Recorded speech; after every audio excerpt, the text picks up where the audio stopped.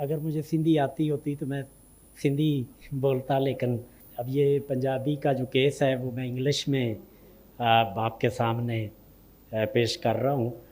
First of all, I would like to congratulate Sindhi Language Authority, its partners and its team for organizing such a wonderful conference on an important theme.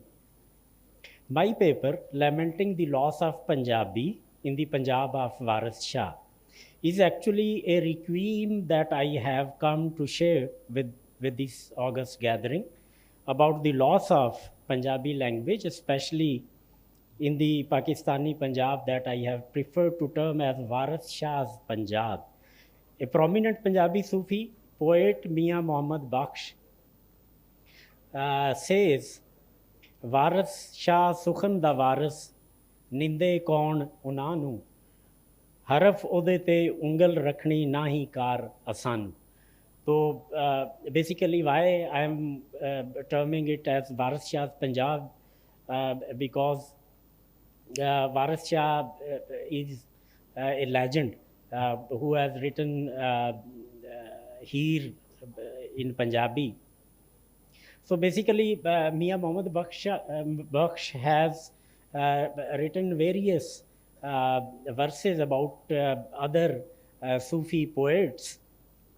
For example, he says about Bulle Shah, Bulle Shah di kafi sun ke tarupda kufr andar da, wadat de darya de andar ovi vatya tarda. Although Persian served as official language in Punjab during Ranjit Singh's rule and afterwards, but Punjabi language was taught at the school levels, and this continued till 1849, annexation of the Punjab by the British. Punjabi Qaeda was taught in schools, in maktabs, in madrasas, and in pathshalas.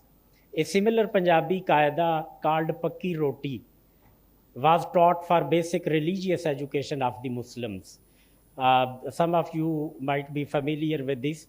It used to be a Punjabi Qaeda, Pakki Roti it was called, and basic religious education was given by teaching this Qaeda. After the British annexation, a Punjab Board of Administration was formed, consisting of Henry Lawrence, John Lawrence, and Charles Mansell. Henry Lawrence, the elder brother of John Lawrence, was already serving as resident in the court of Lahore.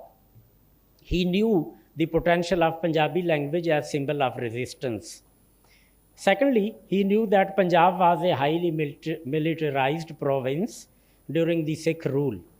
Hence, a policy was devised to suppress both Punjabi language as well as Punjabi arms and ammunitions.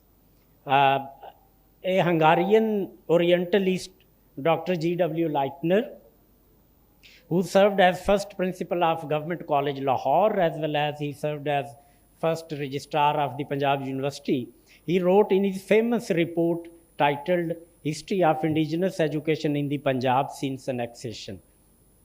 So this report was compiled by Dr. Leitner, and he writes that deputy commissioners were ordered to confiscate arms, means banduk, and Punjabi Qaeda throughout Punjab.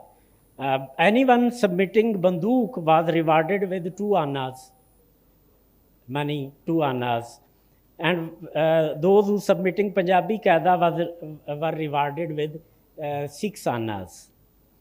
So basically the reward for submitting Punjabi Qaeda to the British administration was much more than submitting banduk to the British administration. This practice increased theft because people started stealing Punjabi Qaedas to be submitted to government to get this desired reward.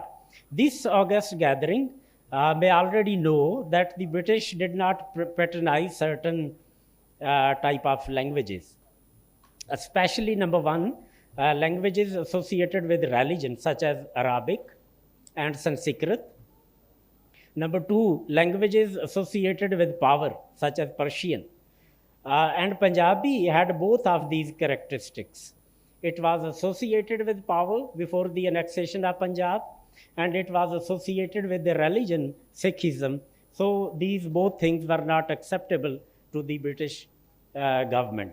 Moreover, the British pursued policy of decentralization of languages, English as official language, whereas Urdu or Hindi as language of interaction or lingua franca. However, they patronized regional languages such as Sindhi, such as Bengali, Urdu. So these languages received active patronization by the British. In Punjab's case, a prominent historian, Dr. Tahir Kamran, writes in his book, Lahore in the Time of the Raj, I quote it, "The thriving Urdu culture was encouraged by the Board of Administration's decision in 1854 to make Urdu the official vernacular language for Punjab administrative purposes. Urdu was thus privileged over Punjabi and served as a direct replacement for Persian, which had been officially used in the Mughal and Sikh eras. As a result of this privileging of Urdu at the cost of Punjabi, Lahore emerged as the leading center of print culture, where hundreds of Urdu newspapers were published, but there were only two Punjabi newspapers. One was named as Punjabi. It was started in 1852, and the other was Khalsa Akhbar, and it was started in 1891. So similarly, in a recent book written by Dr. Muhammad Wasim, a leading Pakistani political scientist, Political Conflict in Pakistan, it was published in 2023, Dr. Muhammad Wasim writes, when the British annexed Punjab in 1849, Urdu, not Punjabi, was declared the language of administration and education in the province. Urdu became a language of literacy, whereas Punjabi was never taught even at the primary levels. As the language of Muslim nationalism in British India in the 20th century, Urdu later served as the great symbol of Indo-Muslim civilization, second only to Islam in political importance. So basically, this was a kind of comparison that developed between Urdu and Punjabi, especially in Punjab. The soft boundary between Urdu and Punjabi languages by way of an overlapping vocabulary might also have contributed to blur Punjabi identity with respect to language. There are only few Punjabi revivalist forums available, such as Dullah Bhatti Academy, Punjabi Majlis, and Khadar Posh Trust. It was established on the name of Masood Khadar Posh, who have been these organizations have been trying to give Punjabi its rightful place. The Muhajir Punjabi state ethos, built around Islam and Urdu as an essential part of master narrative of the Pakistani state, has converted Punjabis in Pakistan into linguistic agnostics. Punjabis do not know what kind of status their mother language should be accorded. They are generally careless and impervious to the language-based demands of other communities as well as to their own language. Now, fast forward to the irony of the present situation, which is sufficiently reflected by an incident that took place in 2016 in the city of Sahiwal, Montgomery, in Punjab.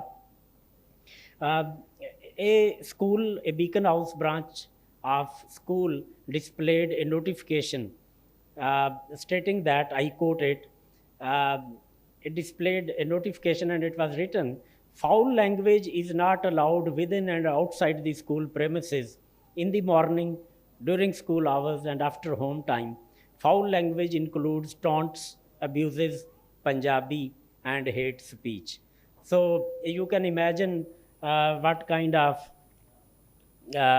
word view these people have got about their language. The state in Pakistan has viewed projection of language other than the national language Urdu as heresy. You all people are aware about it.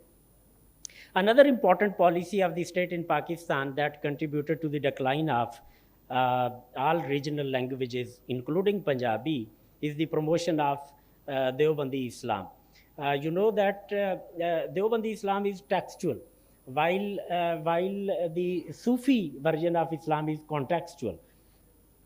And it provides you the word view of a certain area from where this kind of poetry or other sufistic version is produced. अगर आप सिंध के वाले से बात करेंगे तो सिंध की ecology, Sindh का एनवायरनमेंट, सिंध के एथोस, ये सूफीज़ ने प्रोड्यूस किया. लाइकवाइज पंजाब की बात करेंगे तो पंजाबी सूफीज़ ने पंजाब की बात की, पंजाब इकोलॉजी की बात की, पंजाब के मौसमों की बात की, पंजाब के वर्ड व्यू की बात की. तो अब मैं कंक्लूड करते हुए ये कहूँगा कि there are only two things to which we can pin hopes regarding the survival of the Punjabi. And these 2 points are, number one, that Punjabi folk culture is very popular. You know that Punjabi songs, especially Qawwali, is very popular.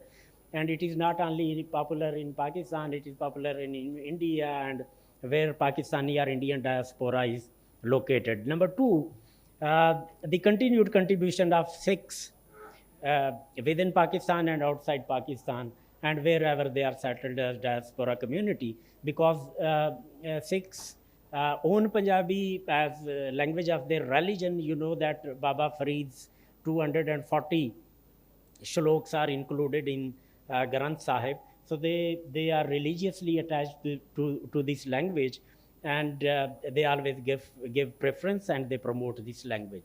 So thank you very much for providing me this opportunity to interact with you. Thank you very much once again.